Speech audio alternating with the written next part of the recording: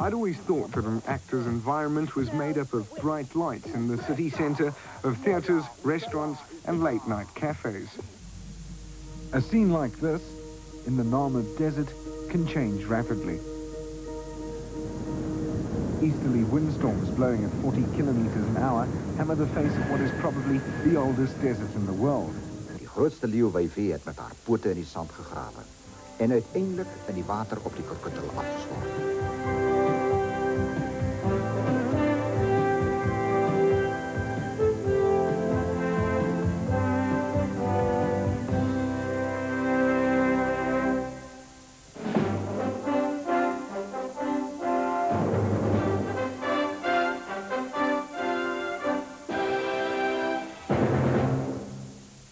Goedenavond, baie welkom bij 5050, die programma wat omgee oor die mens en die natuur. Yes, hello and a warm welcome. Wel, het is ons voorrecht om de eerste keer op een zondagavond om 7 uur hier voor u te kan zitten. Ons hoop jou baie van ons nieuwe tijd geleerd. Although it's only early March, we'd like to remind you well in advance about Earth Day, which is on the 22nd of April. It's an international event arranged to introduce the 90s as the decade of the environment. Op die dag zal ongeveer 120 landen deelnemen aan de Aardedag 1990 verrichtingen. En als alles goed afloopt, dan zal minstens 100 miljoen mensen over de hele wereld deel hebben aan de grootste demonstratie ooit. And we hope that you'll all join in. If you don't know what to do, contact the Department of Environment Affairs. Maar ons zal op uw hoogte houden, zoals we dit project ontwikkelen. Hier aan het einde van verleden jaar het ons in de kranten gelezen en zelfs in de televisie nieuws gehoord van hondengevechten wat blijkbaar gereeld hier in en om Johannesburg dan zo plaatsvindt. Ja, die vraag is, gebeurt het of niet? Dit is mij dat besluit om zo'n beetje te gaan rondkrapen. Koerantopskriften soos die het die hele ding aan die gang gezet. Een maffia wat net zo brutaal als hulle moordhonde is. Die ziekte van Zuid-Afrikaanse bloedigste sport. Hond vreet hond en andere. Hierdie artikel het zelfs geskimp dat die politie bij de reël van hondengevechten betrokken is. Dit het die politie toe laat besluit om een speciale eenheid onder bevel van kaptein Tiny Norke te skep om die zaak te onderzoek. Tot op hierdie stadium het ek 'n geweldige lys van mense gekry wat my geskakel het. En gesê het, mense wat honde het. Meeste van hulle het my vertel, mense het honde. Ek het al hierdie mense genader, ek het die meeste van hulle gekontak. Ek het baie van die inligting opgevolg. Maar tot op datum het ek nog geen definitiewe bewys gekry dat enige van hierdie persone wel betrokke is by hondegevegte. Wat is jou vermoede? Ek glo stellig dit gebeur wel. Ek glo daar is mense wat wel hierdie honde gebruik vir hondegevegte.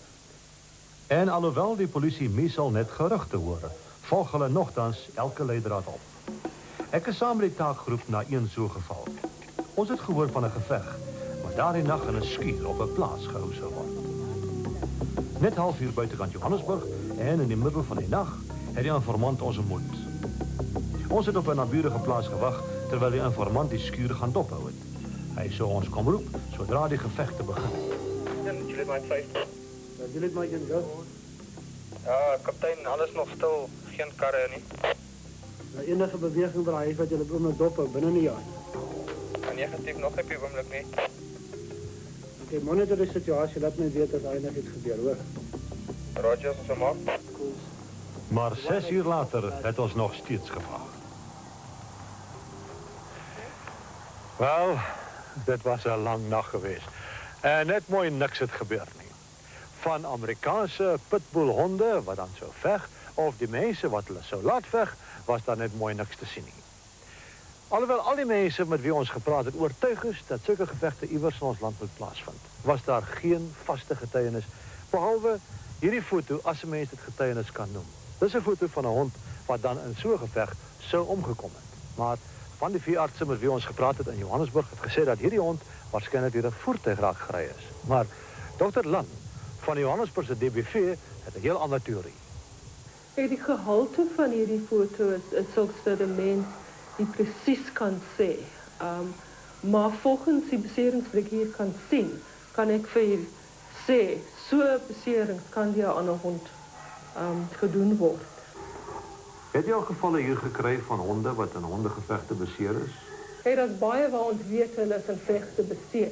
Om te sê dit was 'n opsetlike veg, daar was gevalle waar ons agterdogtig was. maar waar ons geen bewys het nie. Of die hond nou wel in 'n hondegeveg dood is, soos wat Dr. Lang glo moontlik kan wees, is eintlik nie baie ter sake nie, want die feit bly, ons het geen bewys dat hierdie gevegte in Suid-Afrika gereël word nie. Die polisie dink dat dit wel moontlik mag wees.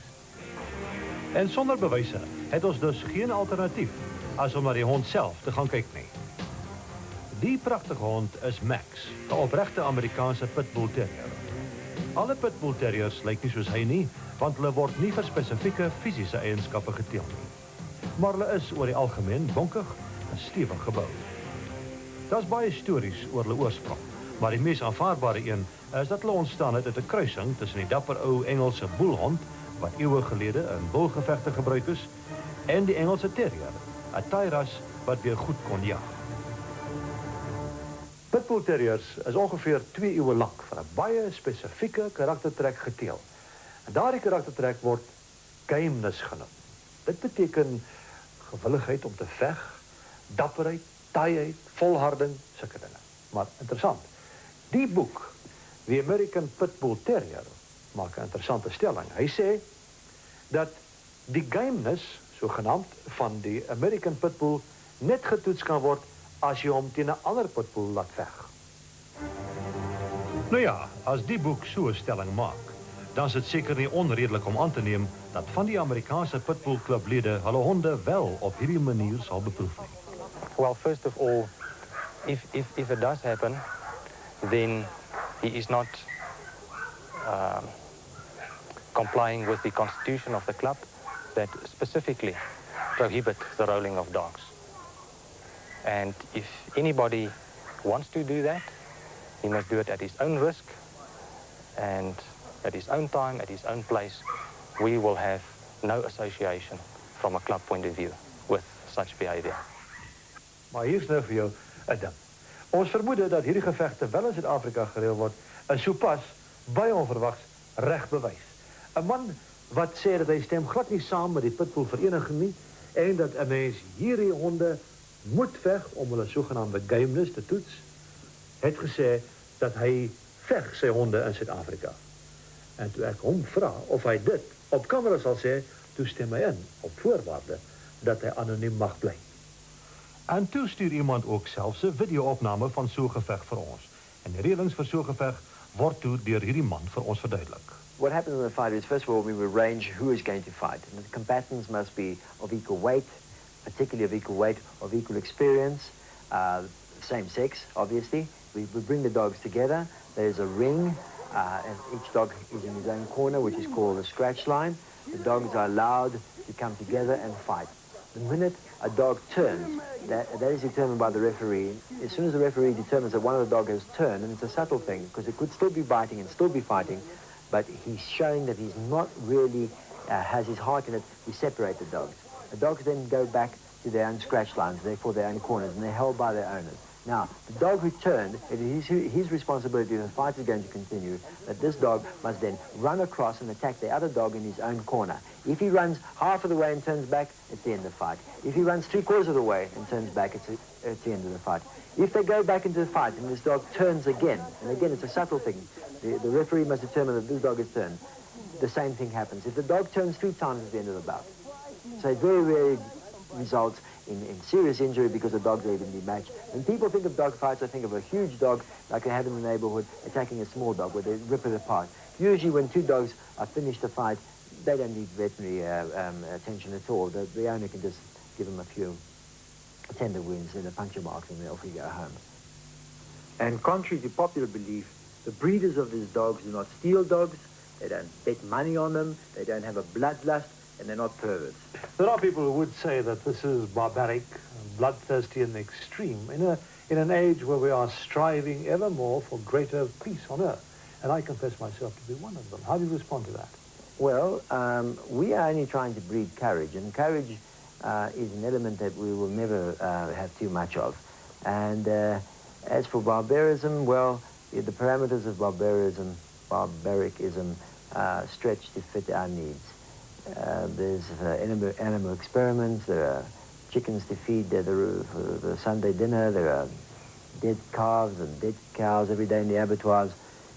That's all to serve man's purpose. We let the dog fight. We allow the dog to fight in order to breed a superior dog. Although what you are saying amounts to saying that two wrongs or many wrongs make one right. No, I'm not saying that at all, because a dog that is a superior athlete and is allowed to fight has got nothing to do with a cow that's led to the slaughter, or a bull in a bullfight that's picked on by 20 or 30 people. It's got nothing to do with 100 hounds chasing one fox. It has nothing to do with any of this. This dog fighting is an experience on its own. There's nothing to compare it with.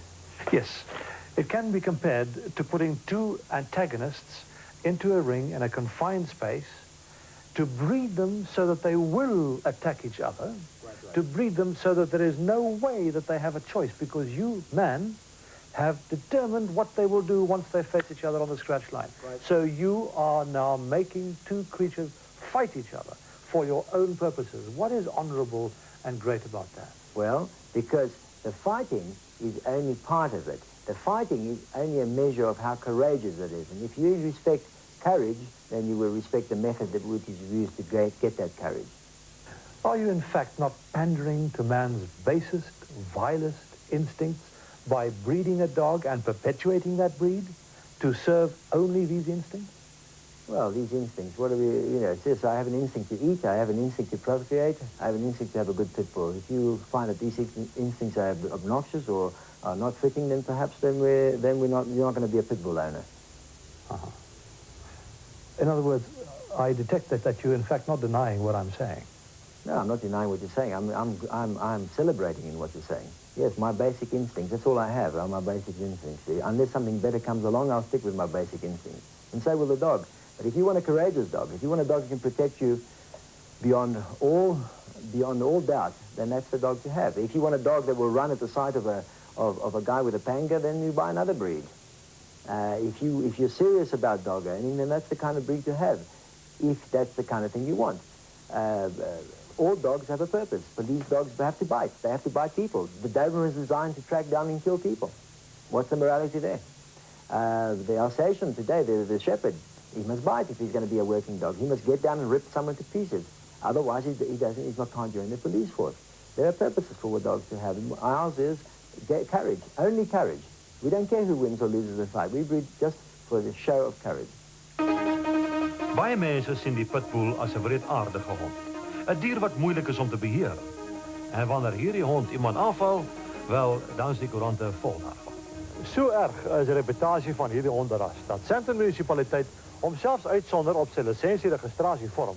En vir hom, as jy hier bly, moet jy 'n R200 registrasiefooi betaal. Vir ander gevaarlike honde moet 'n mens maar net R10 betaal. Wel, ek is nou op pad om met meneer Ivan de Villiers van die hondenlisensiedepartement gaan praat om hom te vra waarom hulle hierdie hondenras uitsonder. André, hierdie wet is gemaak ongeveer 3 jaar gelede. En u sal onthou dat destyds was daar geweldig en sensasionele verslaggewing oor die pitbull-terrier as 'n geweldige gevaar. Nou, ons voel dat daai oordryf was. En ons het nou 'n baie ingrypende ondersoek gedoen. Ons het 16 vooraanstaande instansies gevra, soos dierebeskermingsverenigings, en uit daai inligting het ons heeltemal 'n ander prent gekry, en ons is nou besig om aan te beveel aan ons raad dat hierdie besluit weer oor gedink word, en dat ons wet maak wat sal beperking uitoefen oor al die gevaarlike rasse, soos Rottweilers en German Shepherds en Dobermans en so voort. Statistiek bewys pitbull terriers is redelik laag op die lys van honde wat mense in Amerika aanval. Maar die nare stories wat ek al gehoor het oor die honde wou maar net nie 'n rusplekkie kry nie. Daarom is ek na die man wat glo die heel eerste keer die pitbull in ons land ingevoer het. Ek het aan meneer Charles Bench gevra waarom hy so lief is vir hierdie honde. Hy het soveel kwaliteit dat jy kan hom amper gebruik vir enigiets. Ons het al gaan jag met hulle, ek persoonlik het al gaan jag met die honde, uitstekende jaghonde. Hulle is vreeslik liefhebbende honde vir die familie. Hulle is kwaai teenoor vreemdelinge. Hulle is ontsettend goeie waghonde. En soos ek sê, in aanvalsopleiding is hulle ook baie goeie, wat al klaar gebewys was. So hulle is vreeslike kwaliteit, hulle is amper kan jy hom gebruik vir amper enige iets. Al die eienaars waarmee ek gepraat het, beweer die hond is baie menslievend. Hulle sê 'n pitbull kan baie meer pyn as ander honde verduur, en daarom is hulle ook meer verdraagsaam teenoor kinders. Daarbij is hulle baie dapper. Hulle sal dus nie sommer iemand byt, net omdat hulle bang en onseker is nie. Ons het 'n saamtrek van pitbull-eienaars bygewoon, en was aangenaam verras om te sien die eienaars van hierdie hondesoort as doodgewone gesinsmense. Die honde was goed gemanierd en goed versorgd, maar 'n vraagteken het tog by ons bly staan. Watter versekering is daar dat hierdie selfde lieftallige honde nie aan verwoede die rasies sal verander wat mense kan verskeur nie? Deurdat hy spesifiek geteel was om te beklei. En hy was geselekteer vir beklei met ander honde en nie om mense te byt nie. Maar een van hierdie honde se vernaamste eienskappe is sy dodelike doeltreffendheid in die aanval. Die dag as dit teen 'n mens ingespan word, is die gevolge skrikwekkend. 2 jaar gelede het jong Barend van Sail, wat hier so lekker in die straat speel, 'n ervaring met 2 pitbull terriers gehad wat hy nooit in sy lewe sal vergeet nie. Hy is by die huis van 'n maatjie aangeval toe hy soontoe is om iets daar te gaan haal. Hy het nie geweet dat niemand op daardie oomblik tuis was nie. Toe dink ek sy is al terug en toe gaan ek na my vriend se huis toe en toe klim ek oor die muur want ek het gedink sy is al terug. Klim ek oor die muur en dus toe ek boven die muur was, toe ek my voet afsit toe, gryp hulle onder my. En toe trek hulle my af, dus toe ek val en toe gryp hulle my op my kop en dus toe hulle my kop wil aftrek. En toe sleep hulle my in die yard rond met my klere en toe hulle daar, ek was omtrent vir, ek weet nie omtrent hoe lang nie, maar toe op die einde toe skeer my kop wel af. Toe gaan ek hulle check om die hoek en dus toe ek kan wegkom in die bediende se kamer ingaan. Barend moes maandelang in die hospitaal bly lê vir een operasie na die ander aan sy gesig, kop, vel en bene. Vandag nog dra hy liggaamlike en emosionele littekens wat sekerlik lewenslang by hom sal bly. Hulle is pragtige honde, dat kan 'n mens sien. Met baie wonderlike kwaliteite. Maar die feit bly staan dat die metode wat gebruik word om hierdie honde vir teeldoeleindes te toets, onwettig is in elke westerse land in die wêreld. Nou moet 'n mens vra, wat uiteindelik van hierdie honde ras gaan word? It's inevitable that we will move away from gameness, since it cannot be tested anymore under legal conditions. If I'm going to good pit bull, I must, and I and other breeders must continue to fight the breeders. No shortcut. Die saak oor die pitbull terrier het duidelik 2 kante. Aan die een kant is hy die vredelievendheid self, maar sy dodelike doeltreffendheid as 'n veghond maak hom ook baie gevaarlik. Dit hang van die eienaar af, na watter kant toe sy geaardheid sal ontwikkel. Van die soort opleiding en die behandeling wat enige hond van kleins af kry, sal sy geaardheid bepaal. Juis omdat die pitbull al klaar so 'n lelike reputasie het, is die verantwoordelikheid soveel groter op eienaars om hierdie honde deel te maak van die familie, baie liefde te gee en goed op te lei, sodat die hond sy beste eienskappe in diens van die mens ontwikkel kan word. When the Loft Theatre Company started rehearsing a play in the middle of the Umfolozi Game Reserve, it was reason enough for 50-50 to poach this conservation subject from our colleagues at Collage. We filmed the initial open-air workshop and an early performance at a school in Pietermaritzburg. Since then, this play, called The Horn of Sorrow, has played to capacity audiences at over 100 performances, including the Grahamstown Festival. It's currently running, I believe, at the Baxter Theatre in Cape Town before moving to the Transvaal. The director, Nicholas Ellenbogen, and his troupe of actors can now join the large group of painters and sculptors who have helped to make the public more aware of important conservation issues, such as the plight of the black rhino. Long animal, lots of pushing power.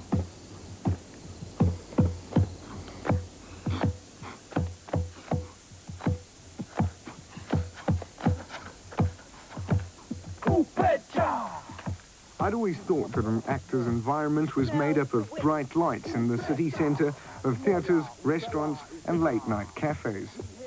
Seeing this group on a sandbank in a crocodile-infested river at 5 o'clock in the morning should raise a few eyebrows.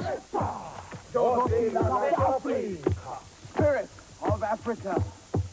Their aim is to observe the black rhino as closely as they can, to develop an empathy with its environment. They believe that it's worth the considerable effort and discomfort that they have to endure because it will finally make the play just that much better. And in fact it did. The show went on to play to capacity audiences and became one of the biggest box office hits on the Fringe at the Grahamstown Festival.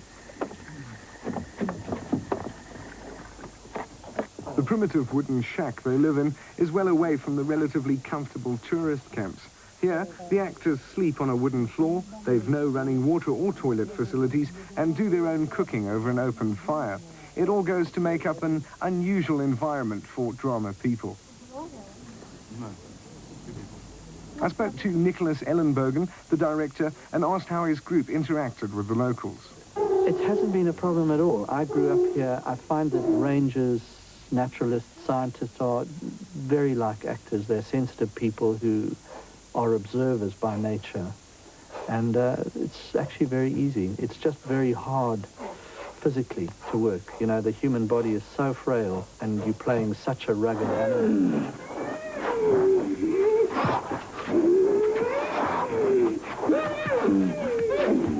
From a game ranger's point of view, how do you rate that? It's very, very good. Is someone doing it right? Yes. Someone, how quickly have you found it? Is Thomason actually showing you how to do it? Yeah, in the beginning it was very helpful with just the finer details. You know, we can only see so much in our small time here. And they've got lots more experience on trails and things like that. What has struck me watching is the keenness and enthusiasm the actors have put into it and the speed with which they've picked up the essence of the animal. And I think that is what Nicholas is trying to get through. The one alert and exciting feature of a black rhino, if you compare it, say, to the white, is this wonderful buoyancy. They are so full of life. I mean, the very things that the Chinese muti tries to take away is power, virility, health, long life, almost indestructibility. These are the images that they see in the rhino, which is why they want to pinch his horn to make muti with, which is rubbish. It's not going to give it to them, but that's what they try to steal. And I understand why. The rhino is the most extraordinarily virile and potent animal. Another way the actors familiarize themselves with the rhino is to draw it. This animal, now crunching away happily on a thorn tree, was recently caught in a poacher's wire trap. Every time the powerful animal tried to escape, the wire bit further into the flesh. These scars tell of a desperate struggle. Obviously, I believe strongly that black rhino must be preserved. I believe that deeply, and I think that civilized man must be made to see that, and therefore I do have a story to tell, and I have a side to take.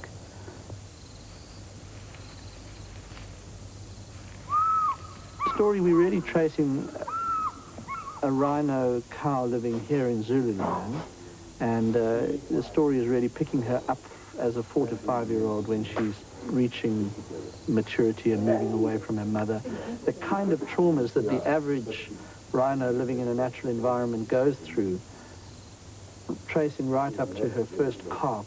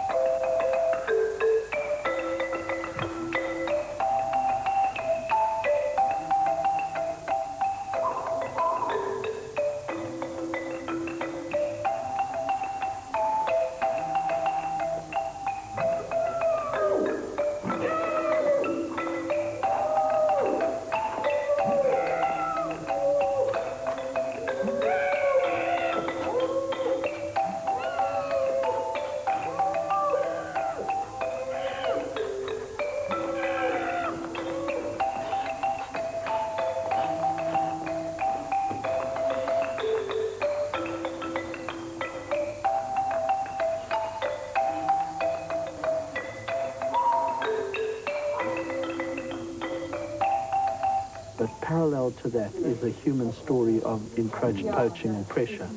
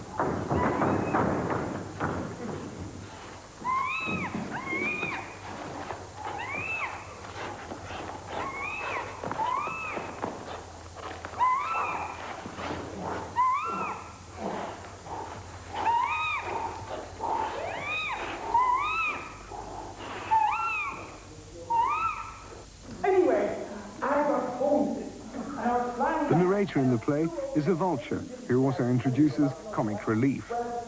I think here's an old squashed frog off the road.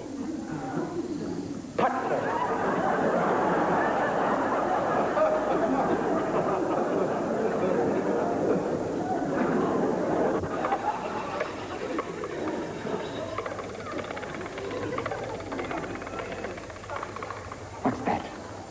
What's that?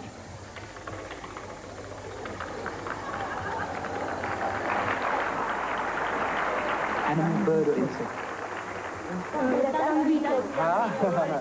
How can you recognize the dung beetle? How can you recognize it? Because it pushes with its back legs and stands on its front legs.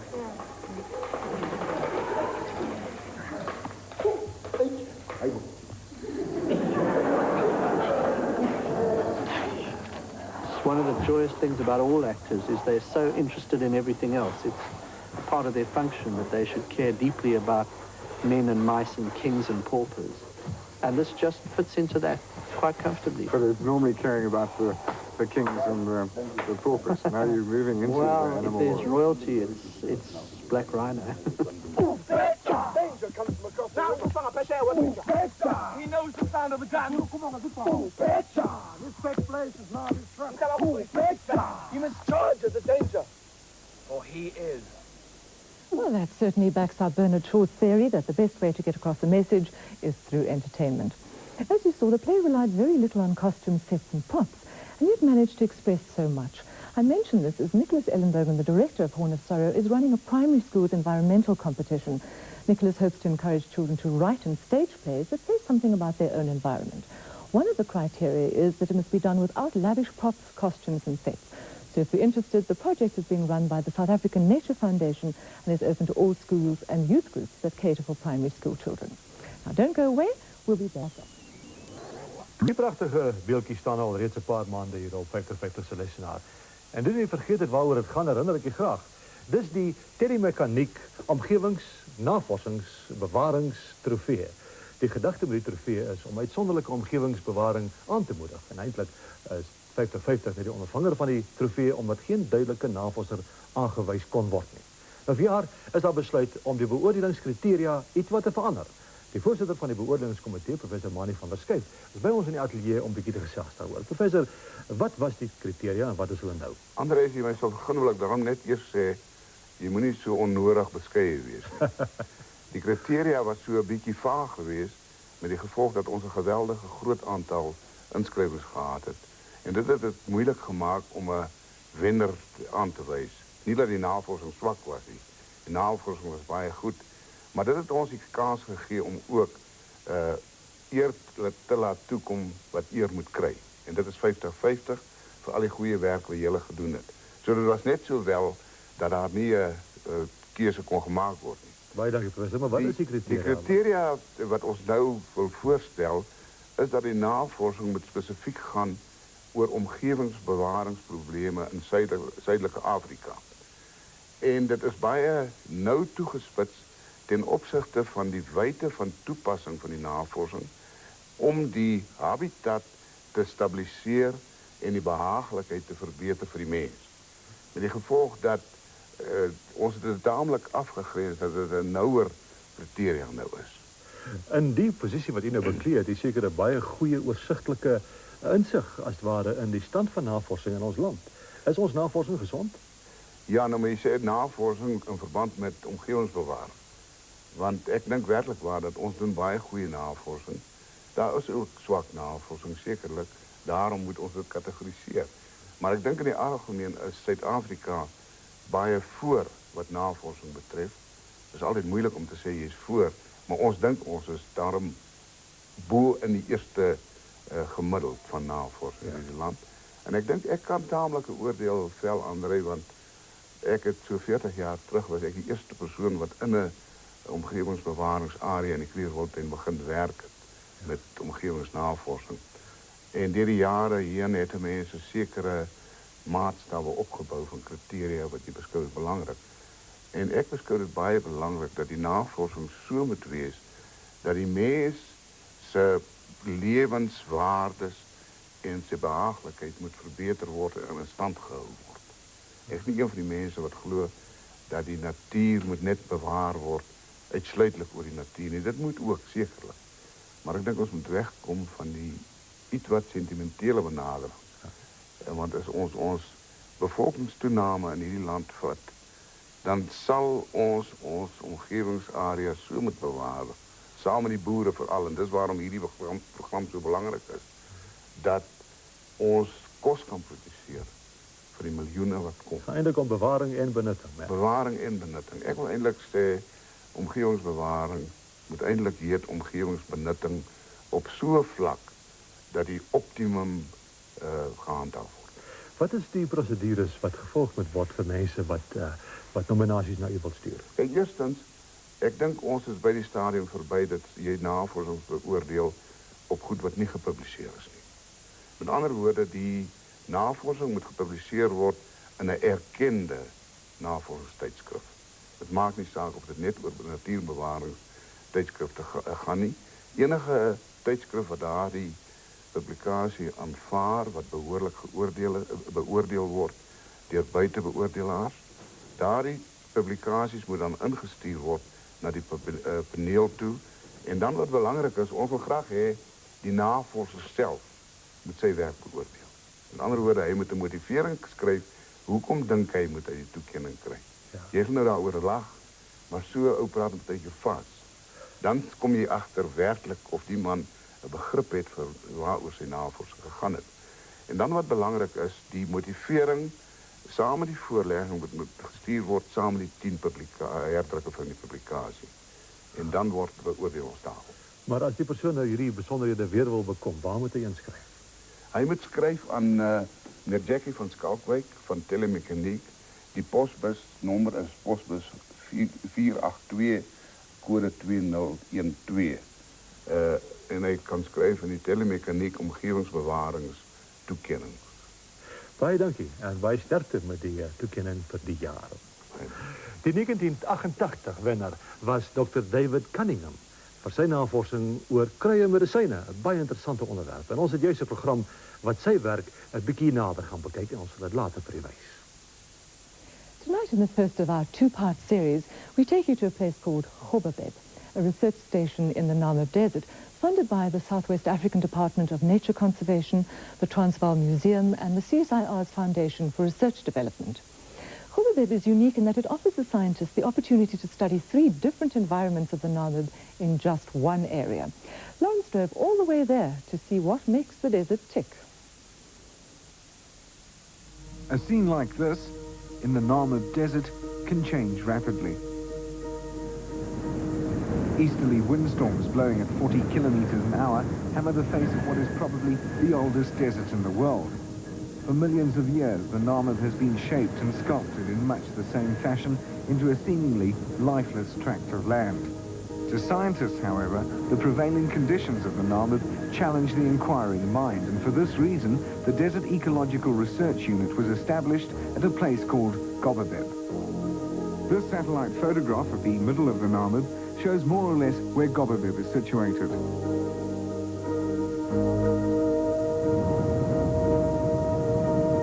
It lies 120 kilometers southeast of Walvis Bay, but is relatively easily accessible to any scientist from anywhere in the world who wants to work here. But for me, the journey seemed endless, and Gobabeb proved a welcome sight.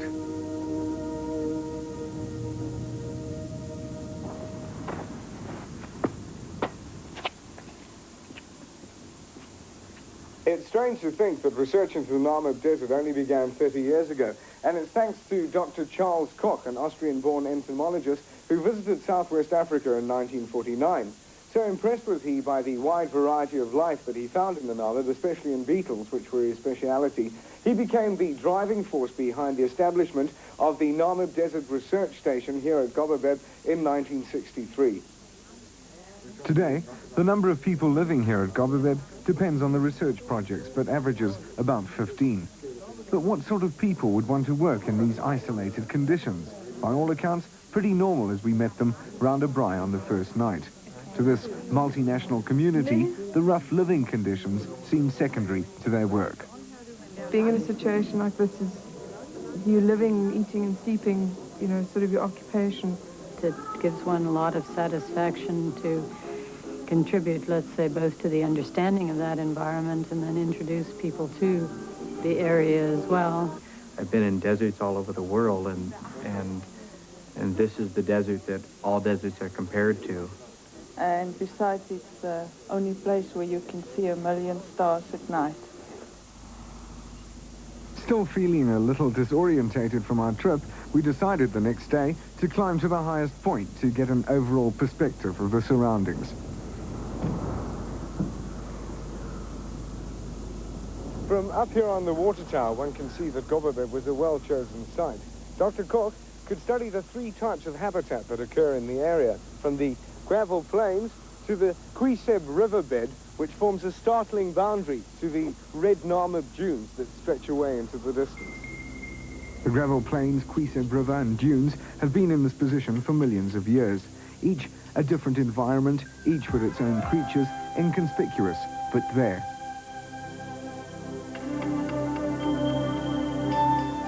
For the past 20 years, Dr. Mary Seeley, the director of the research unit, has been studying the desert. She took me to the hauntingly beautiful red dunes, some 300 meters high, which are being kept back by the flash floods of the Quiseb River. The riverbed has an almost forest-like feeling.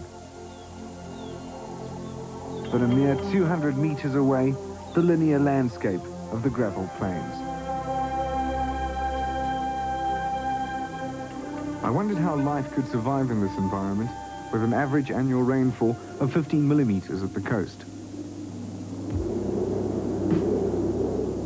Life for the Namib Desert begins with the South Atlantic Ocean. Fog formed by moist, warm air passing over the surfacing cold water of the Benguela Current is carried into the desert by the prevailing winds, sometimes as far as 120 kilometers inland. Fog occurs on at least 60 days of the year.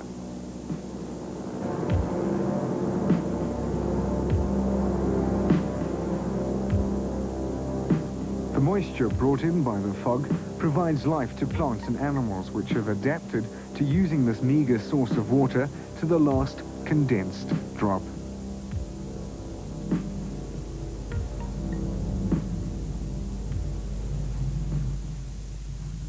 This headstand beetle can go without water for 2 to 3 months. It derives its name from its habit of doing headstands into the fog wind. Moisture condenses on its body and legs, the droplets run down into its mouth, and in this way, by fog basking, drinks an amazing 40% of its body weight in water. Standing in the middle of the Namib, one can understand the mystique it must hold for the people living at Gobabeb. Their research into what is considered one of the most unique deserts in the world draws researchers from the entire scientific community. Mary Seeley is attempting to gain a holistic view of this desert, drawing upon the research that delves into its unusual climate and the amazing adaptations that take place in nature to survive in these foreboding conditions. Climatological data form the basis of virtually every study undertaken in the Namib. The Desert Ecological Research Unit provides this information continuously and keeps a record of changes. The behavior of all desert animals is influenced by factors such as wind and temperature. Because conditions are so harsh above ground, a lot of life goes on below the surface. Gathering subsurface climatic data, therefore, is essential. Various delicate measuring instruments were specifically built for this purpose. The sand temperature probe measures temperatures into the sand down to a level of minus 500 millimeters, and by switching the instrument we are able to plot a profile of temperatures throughout the day. That is because small animals have to dig into the sand to allow them to escape being fried alive on the surface. If it's cold on top, it's warmer beneath the sand and vice versa. This sand-diving lizard spends 16 hours a day in the sand. It feeds mainly on insects and has devised an ingenious way of staying longer on the scorching surface when food's in abundance.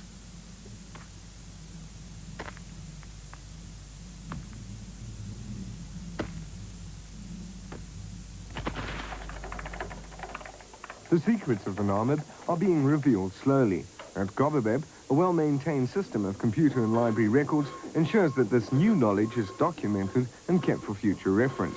Already, more than 500 scientific publications have originated here. Long-term record-keeping for ongoing studies is another important task undertaken by the Desert Ecological Research Unit. For instance, once every 24 hours, the population of beetles active on the surface are counted. Using pitfalls, the number of beetles and what kind of beetles are recorded, year in and year out.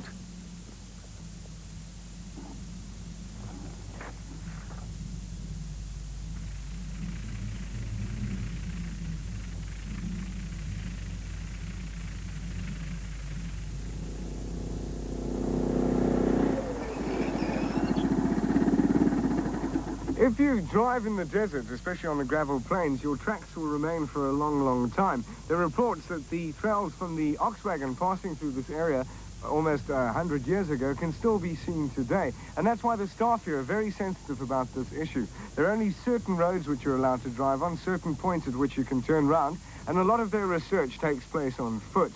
We'll be looking at some of the main research projects underway at Gobabeb at present. Professor Gary Pollis of the Vanderbilt University in Tennessee, USA, is a world authority on scorpions. He and his wife traveled the world to study their favorite subject, one that didn't make me feel that comfortable. You can look at them around here, and you look for tracks in the sand, and occasionally you can see a track, or they maybe... Here's a track. Oh, yeah? Just follow this out, and here's the burrow. And so what you do is you would dig in here. So, do you have any idea what kind of scorpion you're going to be finding or not? This one won't be dangerous. The ones in the sand here are not bad. There it is. What about the poison?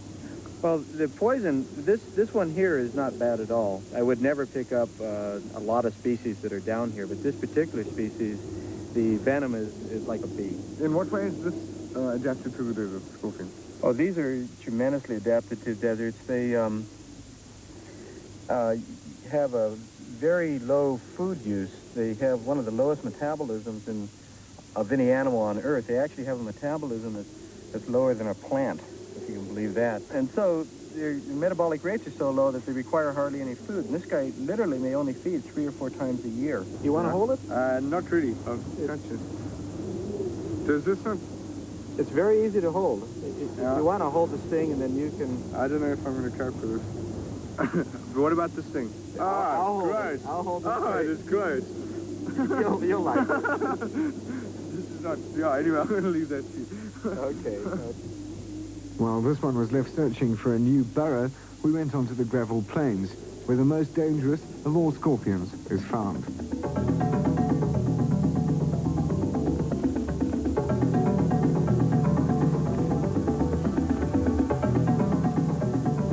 What kind is this? This is called Parabuthus. It's one of the deadly ones that's here in the Namib. It's quite aggressive, as you can see. Yeah, right. It is black. You see this? That noise that it's making. Right? Yeah.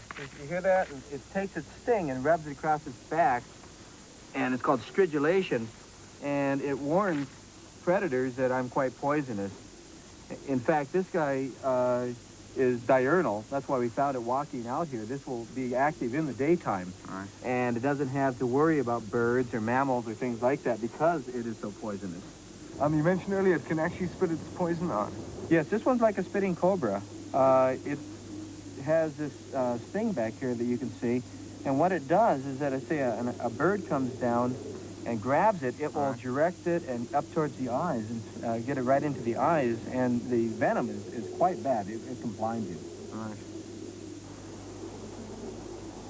Yet another type of scorpion was to be found, one that lives only in the Quiseb River bed. The Quiseb River Valley that runs through the desert. Well, there may be one here. Oh, yeah. There's one. These are incredibly primitive-looking things, aren't they? Oh, they're very primitive. If they haven't changed. Oh, there we go. Yes, here it is. They haven't changed in, in about 350 million years. If you look at the fossil record, They're the same exact type that we found 350 million years ago. And is that because they're so well adapted already? Yeah, they have the tremendous adaptations. I mentioned that they can go without food for up to 6 months. And they have the lowest water loss of any animal in the world. They lose less water than anything. And they're just a really remarkable animal in a lot of ways that have really not changed in all this time. Gary, so with them, they're being nocturnal, are their eyes very sensitive? The scorpion's eyes are the most sensitive in the animal kingdom to light. They're so sensitive that at night they can use the starlight, the shadows cast by starlight on rocks, to navigate back to their homes and burrows. Biologists have only recently found out that at night, scorpions show up in ultraviolet light. Gary and his wife were keen to show me. Here. Oh, right, yes. Oh, it's quite amazing the way their whole body actually lights up. Yeah, they look like little light bulbs. Look at this guy move. It's just glowing light walking along that stick. Do you know why they actually, why it actually happens like that? Well, there's something in their skeleton, their exoskeleton, that makes them glow. No one really understands exactly what it is, but they, when they lose their skeleton and they're still soft, they don't glow, and then as it hardens, it gets very bright again. It's extremely bright. You can look at that. If you know what to look for, the Namib Desert comes alive. Tracks like these are evidence of an abundance of life, and they're helpful to scientists in their studies. The strangest of creatures are to be found here in this vast area, 2,000 kilometers long, an area that one would normally think devoid of life. In our next program, with the aid of the Gobabeb Desert scientists, we'll continue our search for more of the amazing animal and plant life of the Namib Desert.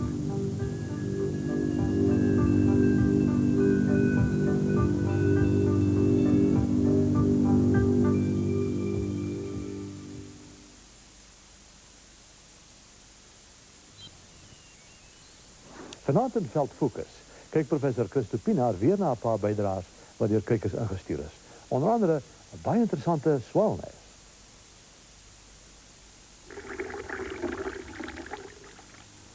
Photo First, your first link with nature.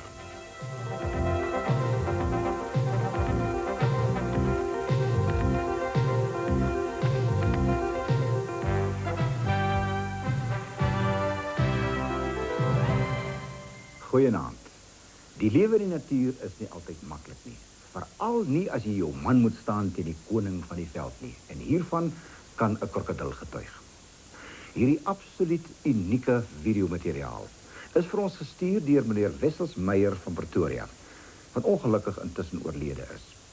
En die Veld Fokus span wil by hierdie geleentheid graag ons innige simpatie met die familie betuig. Meneer Meyer skryf dat vooraf het 'n leeu 'n waterbok bestorm het gestaan in watersuipet. Maar met die spring het die momentum van die leeu albei van hulle binne in die water laat beland. Oombliklik was 'n krokodil daar. Hy het die waterbok gegryp uit die leeu se bek en ingesleep na die middel van die pan toe. En die arme leeu moes druipsterk die water verlaat.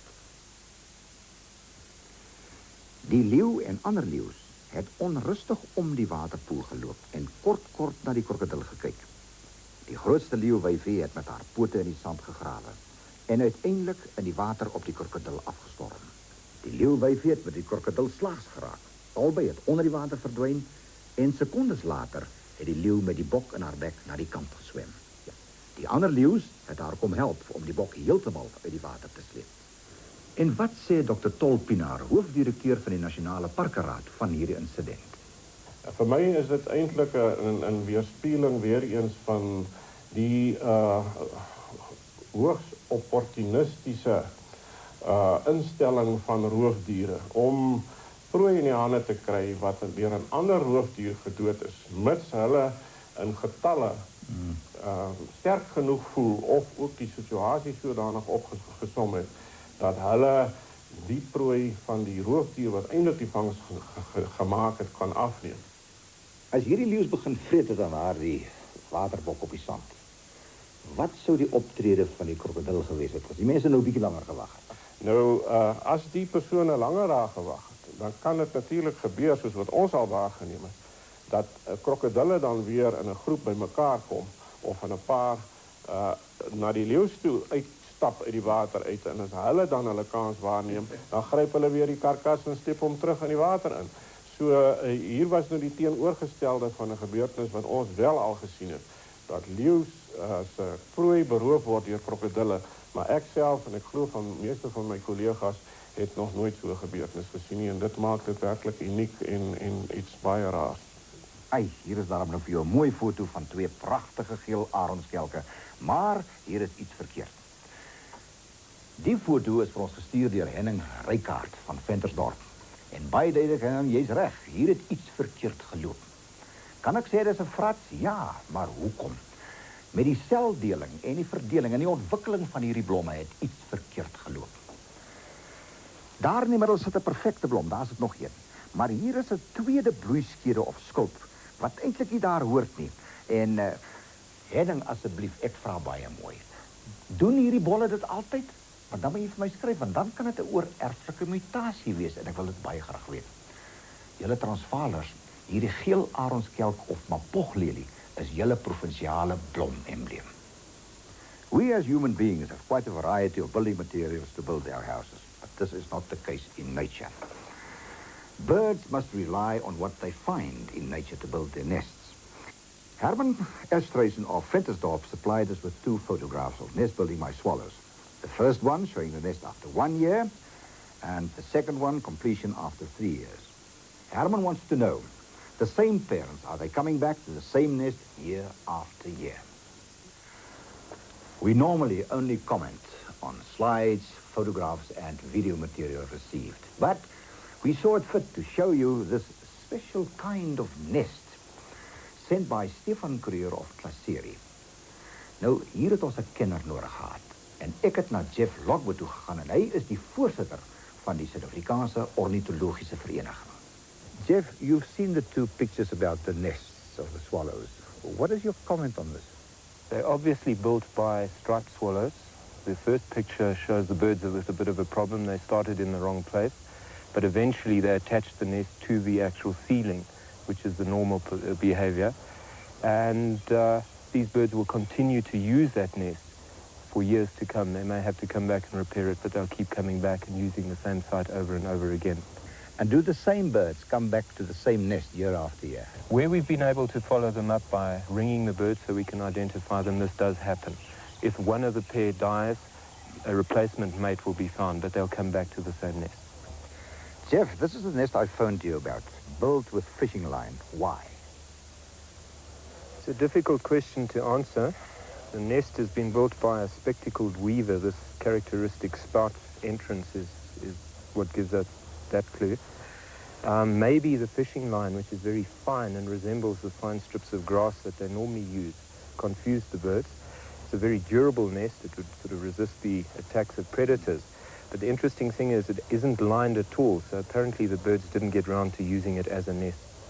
Inligting oor die natuur bly dikwels verwarrend. Byvoorbeeld die verskille tussen plante, insekte, blomme of wat ook al. Maar na aanleiding van hierdie prachtfoto van 'n jagluiperd vir ons gestuur deur Michael Topper van Lindenmay, Johannesburg, vir ons tog 'n bietjie die verskille uitwys tussen 'n jagluiperd of cheetah en 'n luiperd. En ons verwys eintlik net na die velle. Heel besonder is hierdie swart of donker traanmerk by 'n cheetah of jagluiperd wat loop hier van die hoek van die oog af hier na die kant van die bek toe. Ook sy kolle op die vel is enkel kolle. Kyk ons na die vel van 'n luiperd, is dit 'n ander storie.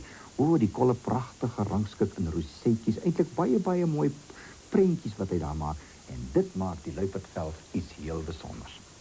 Finally, our address for all the slides, photographs and video material of nature. Field Focus, Veld Focus. P.O. Box 100, Greymont, postal code 2035. Photo First, your first link with nature. Die wenner van vanaand se prys, 'n kamerapakkie wat filmontwikkeling insluit ter waarde van R800, is meneer Wessels Meyer van Pretoria vir sy bydrae oor die leeu en die krokodil. Maar nou eers, tot ziens tot volgende week. Onthou, dis 7 uur op 'n Sondag-aand vanaf nou. See you then. Good night.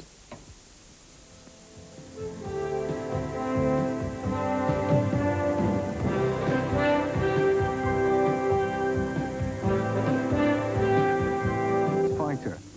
Here, it mistakes a stone for a would-be enemy. Carbohydrates, which the ant drinks. In a sense, it milks the lice.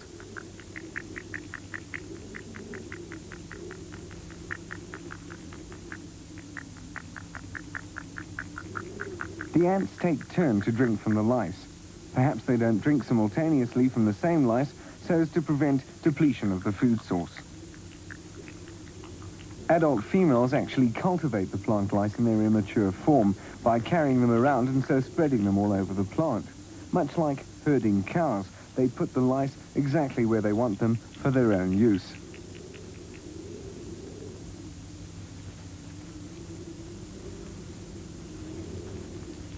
To research the adaptations of animals and plants occurring in the Namib demands patience, devotion, and ingenuity.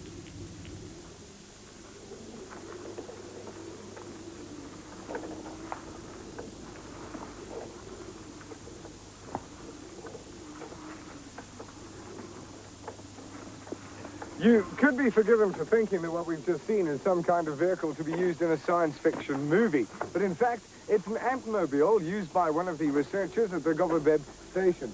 Buster, why are you using such a strange-looking vehicle? Lawrence, it's for making study on ant population in a specific area. Is it much more comfortable to be? Yes, because you spend many hours doing this. And so do you look at the ants through that area there, that area that you're counting there? This little area... By traveling at a certain speed, looking through a half-meter square frame and using a compass and an odometer, Magda can plot accurately the area covered, the type of ants active in that area, and the time of the activity. Everything's recorded, samples are collected, and this all helps to understand the behavior of populations in this harsh environment. Really comfortable way of doing research.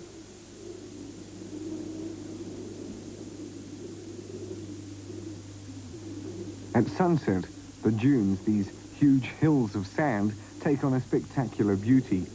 There are three main dune types, each formed by different prevailing winds, each produces different life. These dunes make up one of the three different environments to be found around Gobabeb. The others are the Kwiseb riverbed and the gravel plain stretching towards the horizon. Each has its own unique creatures. Most have adapted well to these conditions, and some, for instance, can go without water for months. But this Nara cricket has to stay mainly in the vicinity of the Nara plant for its water and food. This thorny bush here is known as the Nara plant, and it occurs only in the Namib Desert. It's pretty interesting because it's got a really deep root system to reach down to the water, and all the photosynthesis takes place on the stem here because the plant doesn't have any leaves. The Nara fruit can be eaten by both man and animals, and it's related to the cucumber, but even these rather sharp thorns here have been found to be digested in the stomachs of a certain type of lizard. This legless lizard feeds on termites living beneath the Nara plant. It doesn't need legs because it spends almost its entire life beneath the surface.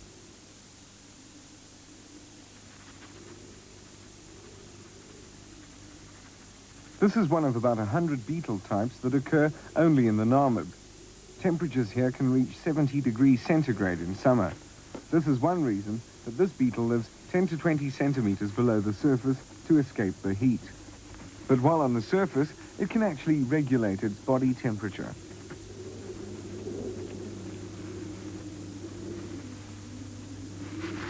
By keeping its body roughly 10 millimeters from the surface and moving very fast, it actually runs through the slightly cooler air. Just as their body temperature varies on the surface, so too do their behavioral patterns. The two are interrelated, and studying this relationship is an intriguing task for Mary Seeley. A small conductor called a thermocouple is glued to the beetle. It registers the slightest change in temperature. The thin wire of the thermocouple is held in such a way so as not to disturb the beetle's movement. Walking, walking, stop, walking, stop, stopped, stopped. It's still, stop, 29.8. Running. A digital readout of the beetle's temperature is called out every 5 seconds. It's recorded, and so is the beetle's movement at that moment. This information is then processed. 29.5. Running. Running. It has been shown that these specific beetles prefer to be active when their body temperature is between 30 to 40 degrees centigrade. When it goes above that, they escape the heat by digging in. Digging in, digging in, digging in, digging in. Possibly an even harsher environment for animal and plant to survive in is the gravel plains. With no soft sand to dig into, a high salt and gypsum content, there are fewer life forms here. An altogether different plant has adapted to these conditions to provide food and shelter for beetles and ants that live on the gravel plains. Here, a count is being taken of an ant community around this desert shrub. Normally, desert shrubs flower throughout the year because the fog supplies moisture. First row, second one. First row, fourth one. After the number of 10th flowers row, have been recorded, last one. rainfall is simulated to establish whether the shrub could become seasonal in its growth patterns.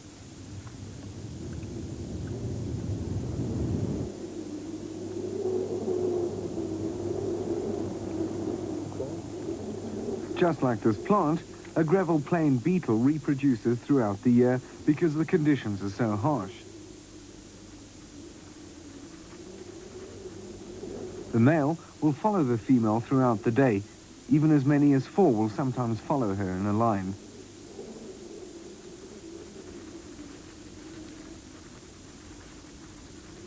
But the female is completely indifferent to him, and he can only attempt to mate when she stops to feed.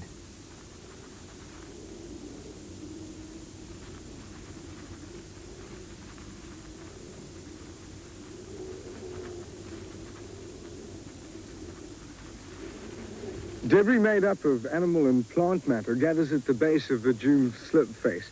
It's known as detritus, and it's distributed by the wind and forms a very important link in the food chain of desert animals. The dead animal and plant matter will not decompose easily because of the dry conditions. As a result, nutrients remain in the material.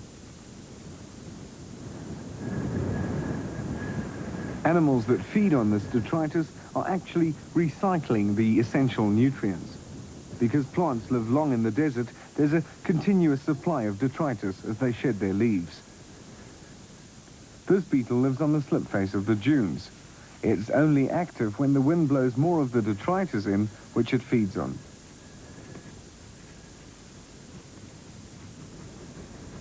As with so many of the species in the Namib Desert, it lives beneath the surface to survive the extreme conditions.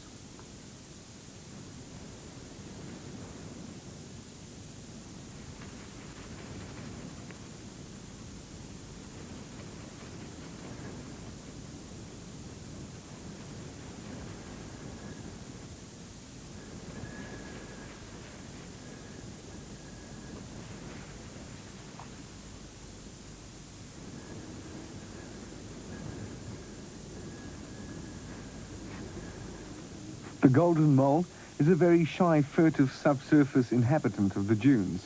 It's completely blind, but has exceptional hearing. It preys mostly on termites and can hear them moving literally meters away.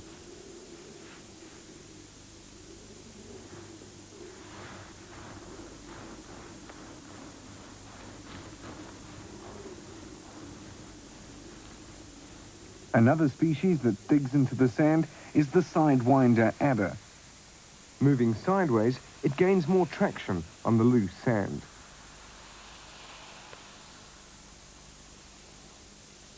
It can bury itself almost entirely and still see its prey because its eyes are towards the top of its head.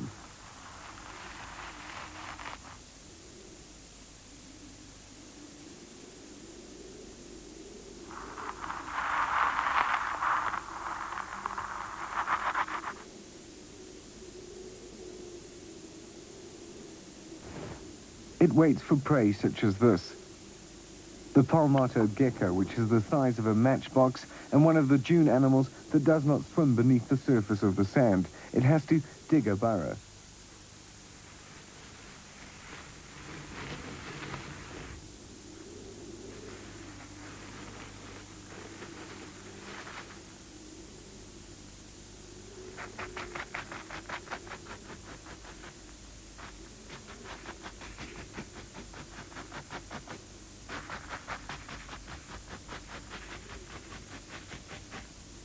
Having no eyelids, it clears its eyes by licking them.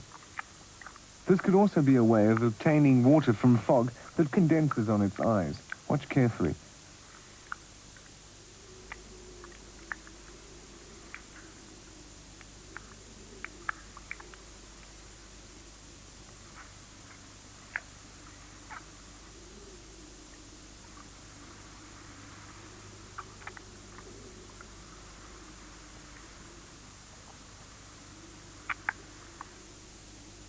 On dunes, animal tracks are of great help to researchers.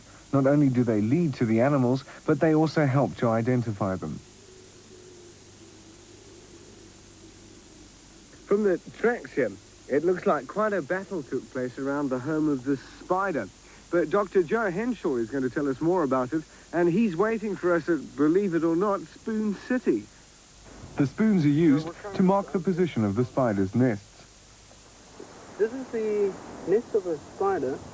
Spiders in the Namib wouldn't be able to make webs in the air. You know these round classic webs that spiders usually spin.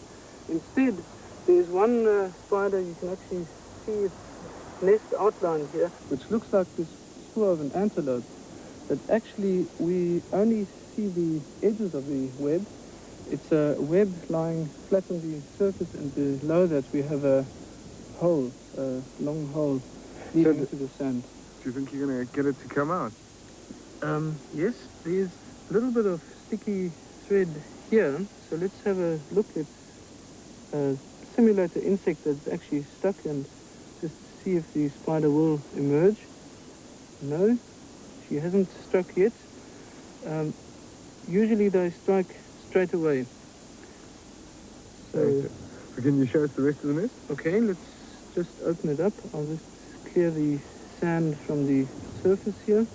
Here you can actually see it's a series of lobes that lead outwards. And I'll just lift the actual web over. Is there anything, do you think there'll be anyone in there, or is he just not active? There is an open nest, but it actually opens that side. I don't know, are you able to see that? There's a straight hole leading right in there, and it has a second lid over there. It's quite a thick there web, you're able isn't to see it. There's a flat mat on the surface overlying this hole over there, and the spider's actually in there. If really alarmed, the spider actually runs up and she shuts that second lid. This individual... Joe eventually got the spider out of its hole, and it immediately began making a new trapdoor before starting a new hole. As I've said, these spiders are about the size of a honeybee. How long will she take to build the full nest? Within a few hours, she'll already have a substantial hole into the surface, into the sand.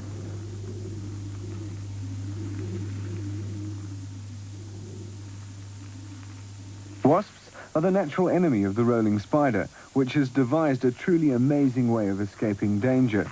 It lives on steep dune slopes, and when it's threatened, it simply rolls away.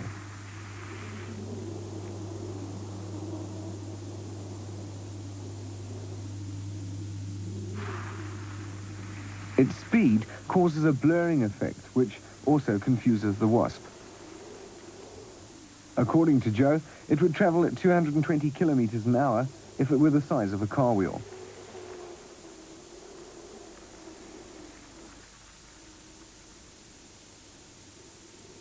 Joe, so what spider do you expect to find here? Here we have a white lady spider. You can actually see the lid over there, and I would just like to look into it. She has actually sealed the lid. Sometimes it is a loose flap on the surface that you're able to flap open just like a trapdoor lid. But her having sealed it, it's rather messy to open it up. But here we go. You can actually see there's a hole there, and I will shine this light right into it, and there we have the spider. Yes, she is sitting with her feet up in the usual position. That's why she's able to sense whatever is happening here on the surface. Oh, so she's sitting upside down with her Yes, feet up? yes. Okay, I will now just open up the rest of that nest.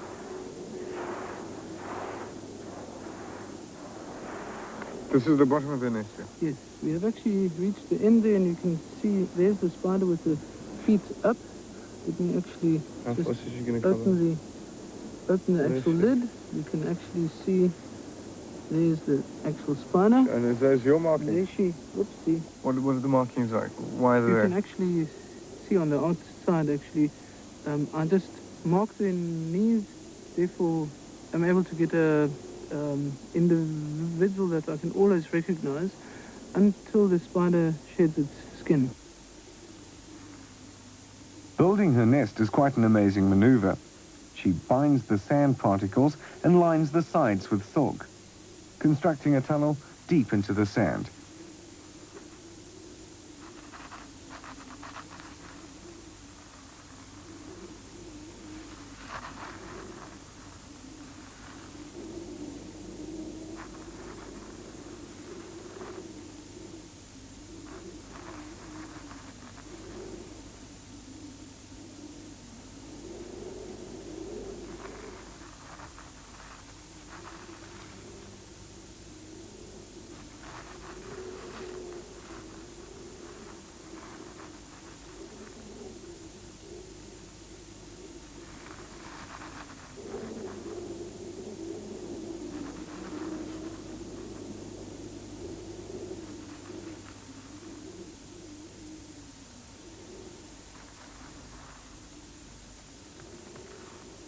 When I first came to the desert, I thought of it as a place devoid of life, but one can see that an amazing array of animal and plant life managed to survive here.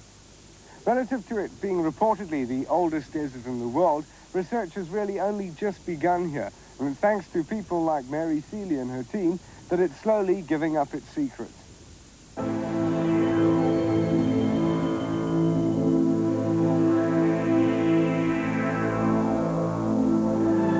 The dunes themselves seem to come alive as the sand slips and slides. In comparison to man, they've been here for an eternity and can truly be called the sands of time.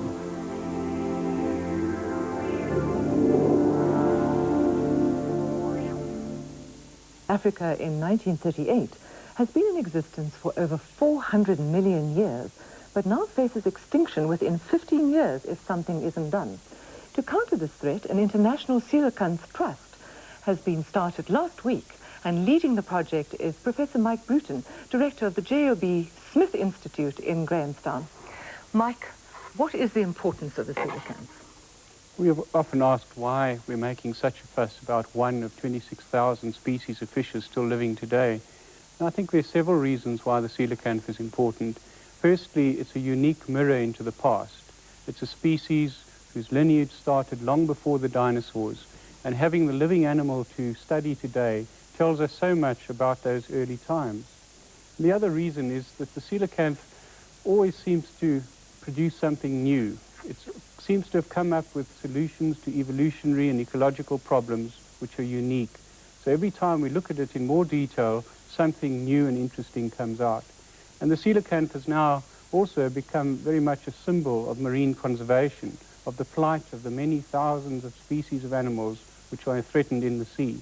And we see it as the symbol of marine conservation in the same way as a panda is a symbol of terrestrial conservation. Why is it being threatened? There are a number of socioeconomic and biological reasons threatening the coelacanth with extinction. But before I go into those, perhaps I should emphasize that extinction is, of course, a natural process. Through evolution, animals have speciated and they've gone extinct. And in the past, there have been massive waves of extinction, such as at the end of the Cretaceous period about 90 million years ago, when the dinosaurs died out and the coelacanth fossil record stops. And we thought that was when the coelacanth died out. But fortunately, this one species seems to have persisted. But it's technological man that is threatening the coelacanth. Comoran fishermen have probably been catching them for centuries, using their primitive artisanal gear and dugout canoes. But it was only after Western man became aware of this animal that the fishing rate started to increase, the efficiency of fishing increased, and a black market in the coelacanth started to develop. So those are the factors threatening the animal. But what makes it vulnerable to extinction is its specialized biology. The coelacanth has co-evolved with a relatively stable environment over millions of years, and this new factor which man has introduced of increased mortality rate could well tip the balance towards its extinction. And our research to date shows that the breeding rate of the coelacanth is very slow. They probably start breeding at 12 to 13 years. They have a gestation period of maybe 12 to 15 months. And although they produce 20 to 30 eggs, only 5 or 6 live young are born. These young are small, quite vicious little predators, but it is a very slow reproductive rate which can't counteract this increased fishing mortality induced by man. How will the funds be used that you are now raising, and how will you go about raising the funds? Well, there are a number of priority projects which we've defined. I think one of the most important ones is to establish whether the coelacanth lives in localities other than the Comore Islands. At present, except for the first one caught off East London, all of them have been caught off Grand Comore and Anjouan Islands in the Islamic Republic in the Western Indian Ocean. We're hoping, from the point of view of the coelacanth, that it will also be found, for instance, off the east coast of Madagascar and off the South African coast. So we're hoping to combine with the West German diver scientist, Professor Hans Fricker, who has a 2-man submersible capable of going to 400 meters, to explore the coast of South Africa, hopefully next year, and then the coast of off the eastern shores of Madagascar, and possibly other localities in the Western Indian Ocean. We also need to liaise more closely with the Comoran authorities to ensure that the coelacanth catches are properly monitored, that full use is made of all specimens which are caught, because we know that many specimens which are accidentally caught are not made available for scientific study. And I think it's very important that they should all be made available. And to do all this, of course, you need a lot of money. And I believe one of the ways is through a painting which you'll be exhibiting throughout the world. Yes. Roy Reynolds, the Johannesburg artist, has done a magnificent painting of 2 coelacanths, life-size. The canvas is 2 meters by 3 meters, and it's currently on display at Delta Park in Johannesburg. This painting will feature in a book called Survival, and will also be the frontispiece of a new book on the coelacanth which we're hoping to produce. And this book will include 64 other paintings on the coelacanth story. Well, we wish you great success with the project. We hope you raise all the money that you need. Thanks for coming to talk to us. Thank you. Don't go away. After a short commercial break, we'll be taking you to... Binnensvrystaat is vol interessante koppies. En die dorpie Vicksburg is veral bekend vir sy kersiebloeisels in die lente. Maar min mense weet van die Imperani voetslandpad. As 'n mens na hierdie uitgawe van 'n voetslandgids kyk, dan sien 'n mens Vicksburg lê daar en net langsom lê die Imperani voetslandpad naby die Kersie Navorsingsentrum. Hier lê Lesotho met die berge daar. Wel, Annette Du Plessis het weer die pad gevat om te gaan kyk hoe lyk dit daar. Die program word in samenwerking met Gencor en die belang van bewaring aangebied.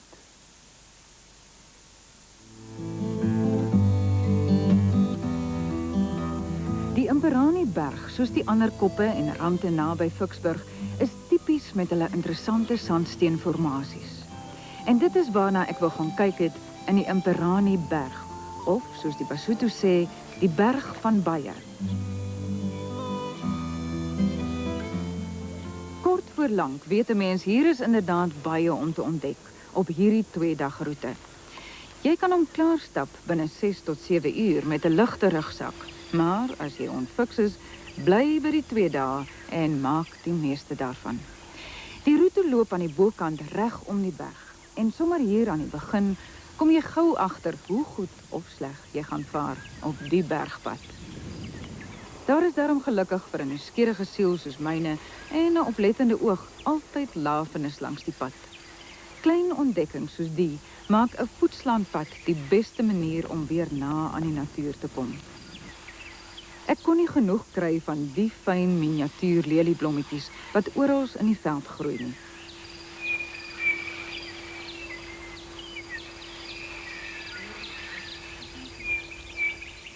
'n ander nuwigheid vir my, weggesteek tussen die gras, is wilde knoffel wat soos graseie lyk, maar nesknoffel ruik. By die sandsteenrotse en klippe moet jy ook nie verbystap nie. Die patrone en kleure wat legene en waterverwering hier maak, is definitief iets om na te kyk. Net om die draai is hierdie reusagtige stuk rots vol verrassings. Om hom groei allerhande soorte bome wat 'n ruigte vorm. Daar word gesê dis 'n ou blyplek van Bosmans. By die opening van die oorhang is klippe gepak soos vir 'n skuiling.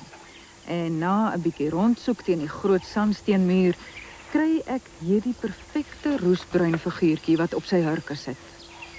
Alles binne die oorhang het 'n oerkwaliteit. Dit praat met my oor 'n vroeër primitiewe tyd, soos hierdie ronde maalklip. Vir die eerste keer ervaar ek self die aardse metodes wat hierdie kinders van Afrika lank gelede gebruik het. Maar daar was nog 'n lang pad voor, kronkelend om die berg, al langs die sandsteenrotsrand. Hierdie voetslampad gaan oor ruwe terrein en sterk stewels is hier 'n moed. Derek Odendaal van die Vrystaatse Voetslaanpadvereniging het vir my bo op die berg gewag.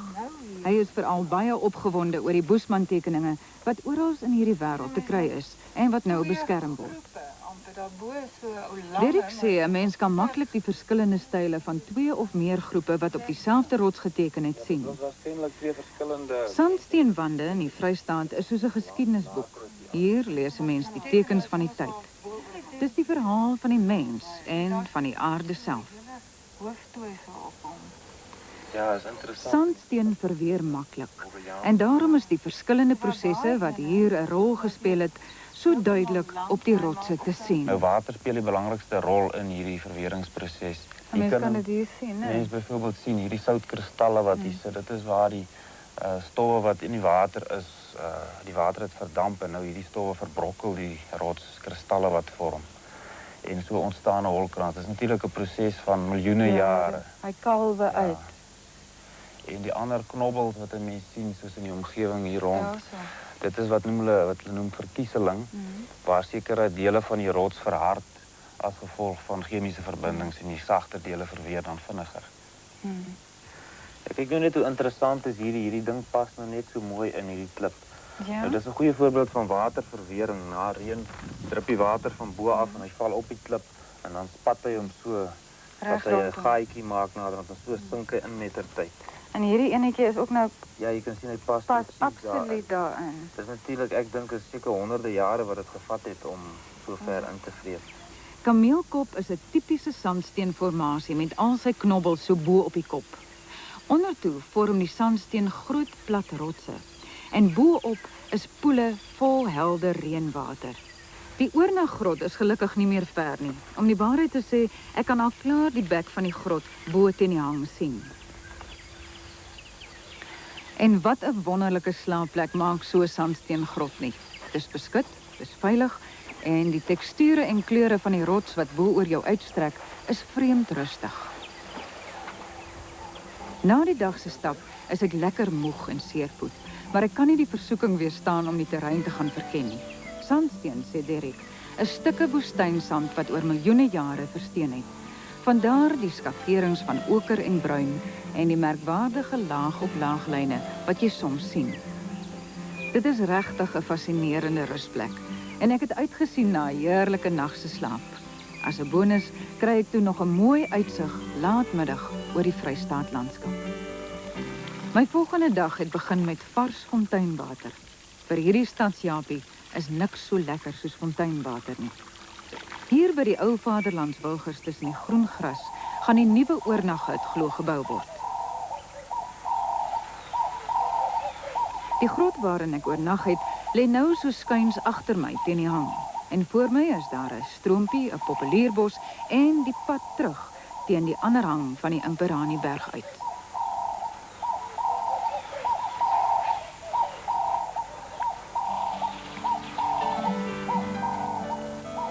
Daar is baie tipiese Oos-Vrystaat tonele op die pad.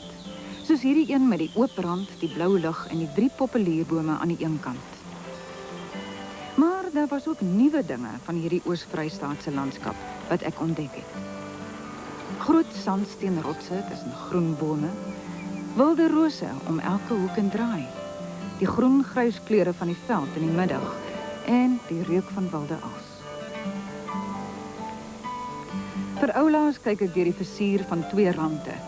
En ek besef hoe mooi hierdie veld van ons kan wees as 'n mens hom oppas en hom waardeer.